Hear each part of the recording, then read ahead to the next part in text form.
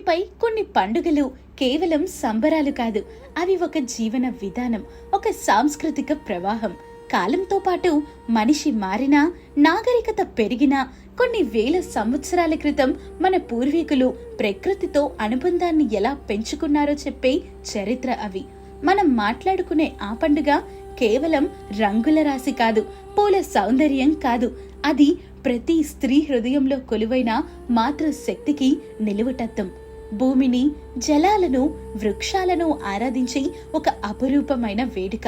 ఆ వేడుక, దాని వెనుక ఉన్న కథ, అది మన అందరినీ కలుపుతుంది, మన సంస్కృతిని గుర్తు చేస్తుంది. ఆ అద్భుతమైన పండుగ పేరే బతుకమ్మ. బతుకమ్మ పండుగ పుట్టుక వెనుక అనేక కథలు ప్రచారంలో ఉన్నాయి. వాటిలో ఒకటి బతుకమ్మ పేరుకు ఉన్న లోతైన అర్థాన్ని తెలియచేస్తుంది. ఈ కథ శివపురాణంలో ఉంది. దక్ష ప్రజాపతి తన అహంకారంతో ఒక యజ్ఞం చేస్తాడు. తన కూతురైన దాక్షాయిని, సతీదేవిని, అల్లుడైన పరమశివుడిని ఆ యజ్ఞానికి ఆహ్వానించడు. అయినా కూడా తండ్రిని చూద్దామని వెళ్లిన సతీదేవి అక్కడ జరిగిన అవమానాన్ని తట్టుకోలేక యజ్ఞగుండంలో దూకి తన దేహాన్ని త్యాగం చేస్తుంది. ఈ సంఘటన శివుడిని తీవ్ర ఆవేదనకు గురి చేస్తుంది. తన తల్లి చేసిన త్యాగానికి లోకమంతా దుఃఖిస్తుంది. ఆ తల్లి మళ్ళీ బతకాలని, బతికి ఈ లోకానికి శాంతిని ప్రసాదించాలని స్త్రీలందరూ దుఃఖంతో, ప్రేమతో పూజలు చేస్తారు. వారి ప్రార్థనలకు మెచ్చి సతీదేవి మళ్ళీ పార్వతిగా, జగన్మాతగా జన్మిస్తుంది. అలా జగన్మాత మళ్ళీ పుట్టిన ఆ శుభదినాన్ని గుర్తు చేసుకుంటూ, ఓ తల్లి మళ్ళీ బతుకు, సుఖశాంతులు ప్రసాదించు అంటూ బతుకమ్మ అని పిలిచి ఆమెను పూజించటం మొదలుపెట్టారు. మరో కథ ప్రకారం ఈ పండుగ రాణి గౌరీని, పార్వతీదేవిని గుర్తు చేస్తుంది. తన రాజ్యాన్ని విడిచిపెట్టి అడవుల్లోకి వెళ్లి తపస్సు చేసుకుంటున్న గౌరీని రాజ్యంలో స్త్రీలంతా ఆమె ఆశీర్వాదం కోసం కలవటానికి వెళ్లేవారు. ఆమెని చూసి మురిసిపోయేవారు. తమ బతుకుకు ఆమె ఆశీర్వాదం ఉండాలని కోరుకునేవారు. ఆమె తిరిగి రావటం వల్ల వారు పండగ జరుపుకున్నారు. అందుకే తెలంగాణలోని స్త్రీలందరికీ బతుకమ్మ ఒక తల్లి లాంటిది. బతుకమ్మ కేవలం ఒక మతపరమైన పండుగ కాదు, దానిలో లోతైన చరిత్ర, సైన్స్ మరియు పర్యావరణ స్పృహ దాగి ఉన్నాయి. పూర్వకాలంలో బతుకమ్మను అలంకరించడానికి ఉపయోగించే పూలకు చాలా ప్రాముఖ్యత ఉండేది. గునుగు పూలు, సీతమ్మ జడపూలు, తంగేడు పూలు, బంతిపూలు, చామంతి పూలు, ఇలా అనేక రకాల పూలను వాడేవారు.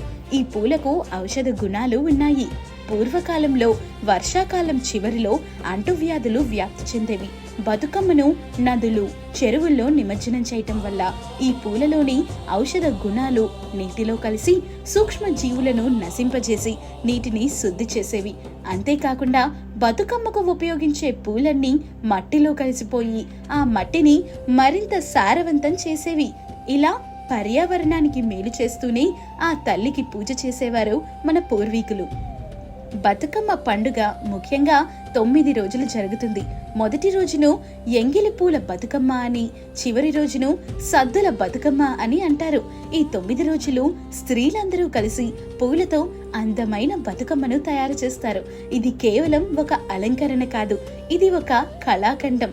రాత్రిపూట స్త్రీలందరూ ఒక చోట చేరి బతుకమ్మను మధ్యలో పెట్టి దాని చుట్టూ తిరుగుతూ పాటలు పాడతారు, నృత్యం చేస్తారు. ఈ పాటలు కూడా కేవలం పాటలు కాదు, తెలంగాణ చరిత్రను, సంస్కృతిని, కష్ట సుఖాలను, ఆనందాలను తెలియజేసే జానపద కథలు.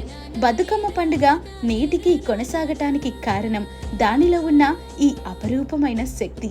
ఇది స్త్రీలను, ప్రకృతిని, సంప్రదాయాన్ని, చరిత్రను ఒకే తాటిపైకి తీసుకొస్తుంది. నేడు బతుకమ్మను ప్రపంచ వ్యాప్తంగా జరుపుకుంటున్నారు. పూలంటే కేవలం అలంకరణ కాదు, ఆనందం అంటే కేవలం సంబరం కాదు, పాటంటే కేవలం సాహిత్యం కాదు అని బతుకమ్మ మనకు చెబుతుంది. బతుకమ్మ కేవలం ఒక పండుగ కాదు, అది ఒక జీవితం. అది తెలంగాణ ప్రజల మనసుల్లో, వారి గుండెల్లో నిలిచిపోయిన ఒక పవిత్రమైన బంధం.